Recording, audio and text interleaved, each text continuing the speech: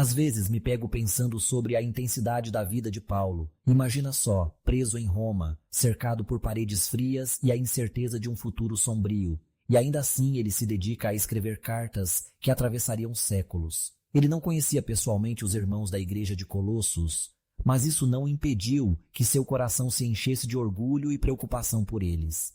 É como se ele dissesse: eu vejo vocês, mesmo à distância.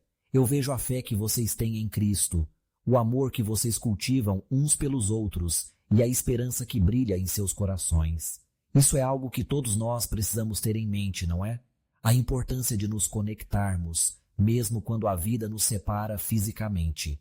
Mas, ao mesmo tempo, Paulo não hesita em apontar as falhas. Ele sabia que a igreja estava sob ataque de falsos ensinamentos, e isso é algo que ainda ressoa hoje. A gente vive numa era em que é tão fácil se perder em teologias que parecem verdadeiras, mas que na verdade são pura ilusão. Ele alerta sobre o culto a anjos, as imagens e a ideia de que a salvação poderia vir de qualquer outro lugar que não fosse Cristo. Isso é uma advertência que ainda ecoa. Cuidado com o que parece verdade, mas não é. É como aquelas armadilhas na vida, sabe? Você pensa que está fazendo a coisa certa, mas na verdade está se afastando do que realmente importa. E o que é esse realmente importa? Para Paulo é simples. Cristo é o cabeça da igreja.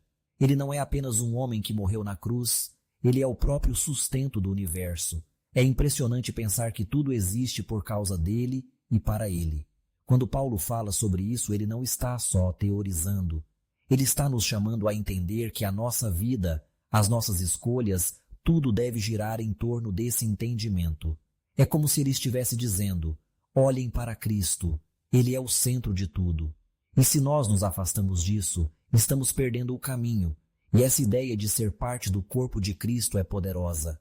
Imagine um corpo humano. Se a cabeça decide ir para um lado e o corpo vai para o outro, a coisa não funciona.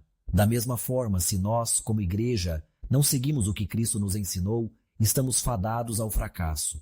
Paulo nos convida a refletir sobre nossas vidas e nossas ações. Como estamos vivendo?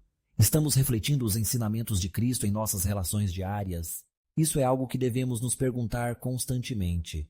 E falando em relações, Paulo não deixa de abordar isso. Ele menciona as dinâmicas entre patrões e funcionários, pastores e suas ovelhas, amigos e casais. Cada interação deve ser um reflexo do que aprendemos com Cristo. Isso é desafiador, não é? Às vezes é mais fácil agir de acordo com o que o mundo espera de nós do que com o que a palavra nos ensina. Mas é exatamente aí que está a luta. Paulo fala sobre mortificar a carne, e isso é algo com o qual todos nós lidamos. Todos os dias somos confrontados por desejos que nos puxam para o pecado, e a batalha interna é real.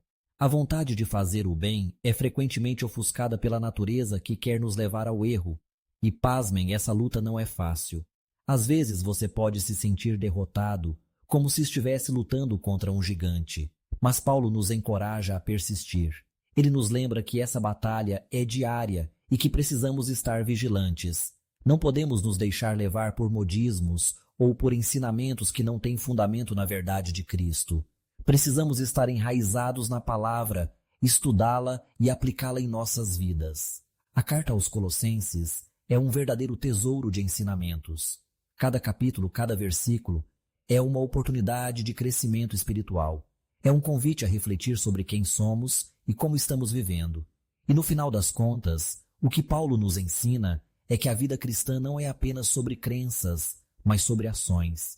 Não se trata apenas de saber que Cristo é o cabeça, mas de viver como se ele realmente fosse.